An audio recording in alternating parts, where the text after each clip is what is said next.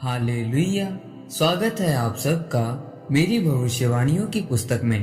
तो आइए हम आज के पवित्र वचन को पढ़ेंगे जो कि परमेश्वर की दासी पास्टर सोनिया यूसुफ नरूला जी के द्वारा लिखा गया है। अपने दुखों पर विजय पाना। जैसा कि भजन संहिता अध्याय 37 उसकी 5 आयत में लिखा है, अपने मार्ग की चिंता यहोवा पर छोड़ और उस पर भरोसा रख, वही पूरा करेगा।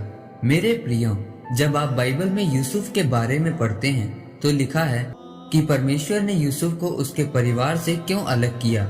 उसे गड्ढे में फेंक दिया गया, जबकि परमेश्वर ने उसे बढ़ाने का दर्शन दिया था कि उसके भाई उसे दंडवत करेंगे, यानी वह परमेश्वर के द्वारा ऊंचा किया जाने वाला था। याद रखें, परमेश्वर अपनी प्रतिज्ञाओं को पूरा करना जानता है। यूसुफ को पता था कि जो दर्शन, जो प्रतिज्ञा परमेश्वर ने उसके साथ की है वह जरूर पूरी होगी।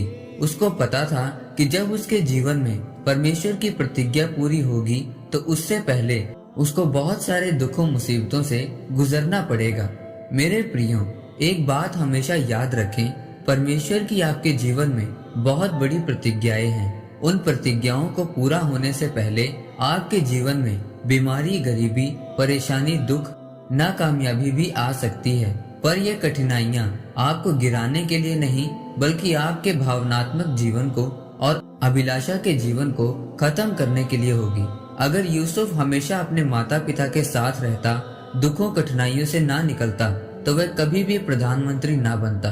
परमेश्वर अपनी योजनाओं को उसके जीवन में पूरा न कर पाते।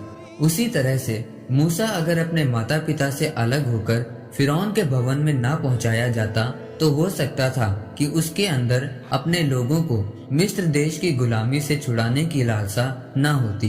पर मूसा की इसी दुख लालसा ने उसे तैयार करके उसके अंदर परमेश्वर के प्रति जलन को भर दिया।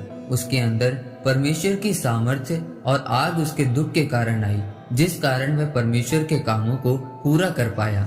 मेरे प्रियो, अगर आप अपने दुखों, बीमारियों में व्याकुल हैं तो शैतान आपकी उस व्याकुलता को इस्तेमाल करेगा ताकि आपके अंदर परमेश्वर के प्रति अविश्वास आए और आप वचन से दूर हों।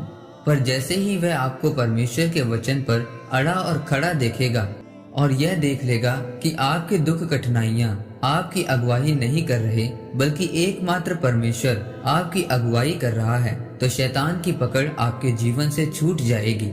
इसीलिए आज आपको विश्वास में बढ़ने की जरूरत है, क्योंकि जब आप विश्वास में बढ़ेंगे तो आपका ध्यान अपने दुखों की ओर नहीं, बल्कि परमेश्वर और उसके वचन की ओर होगा।